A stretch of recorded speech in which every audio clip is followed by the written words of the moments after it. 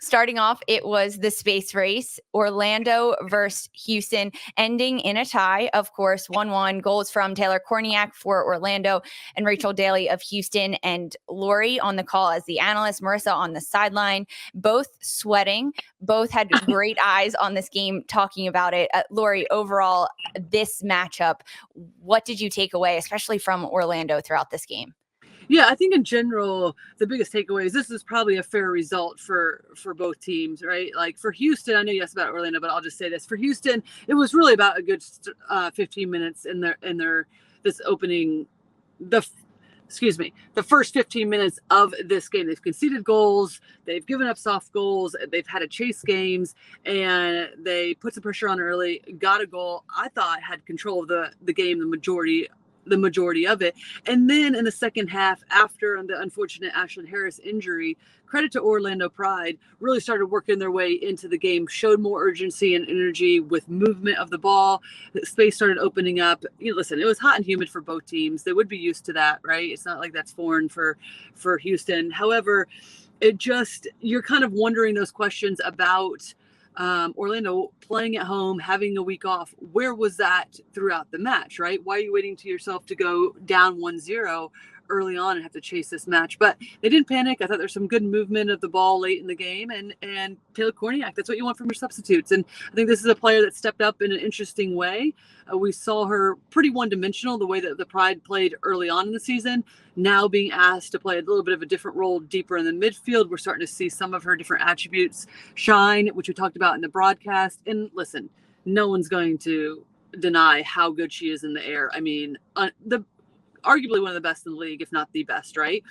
And I mean, they did well, got a corner kick, and she made him pay. And then right before that earned him. It was a great save from Jane Campbell to make the save that resulted in the corner kick. So Korniak coming on right away, making an impact. And honestly, at this point in time, that's what you need for this, because we keep talking about how close these teams are. It sounds cliche, but the truth is that's the deal this season, right? I mean, points are needed, and anytime you can have players coming off your bench and stepping up in ways, credit to Korniak. I thought she was excellent when she came in.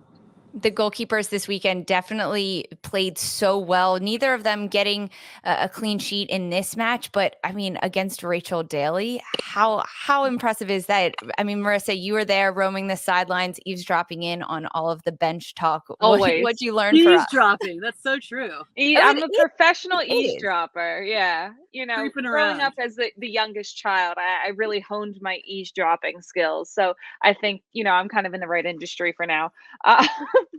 But as Lori was saying, I think this game had a lot of different layers and a lot of different things that we were looking for that didn't necessarily pan out, especially when talking about Orlando's start to the game. I thought we were going to see them kind of connect a little bit more. Becky Burleigh was very much adamant about keeping it simple in the attack. 1-2 passes. You don't have to thread the needle. You don't have to do the most complicated thing to get forward. And the rhythm just wasn't there for them. But credit to this team that they stuck with it, because at a certain point, it felt like it was never going to come. And it felt like they had a couple little looks, but nothing really to create a big enough spark. And Houston, if they got this win, they were going to jump all the way to 4th in the standings, from way outside the playoff positioning to inside, nice and comfy above that line. So a lot was on the line for them too.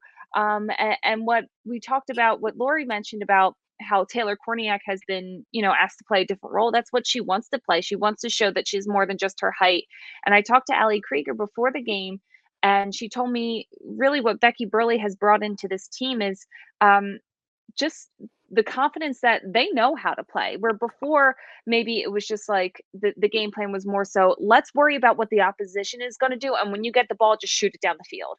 And, Krieger was just kind of like, we're good enough to play, and Burleigh lets us play, and they played into the match. They got themselves back in, and when teams want to win, they find a way to do it.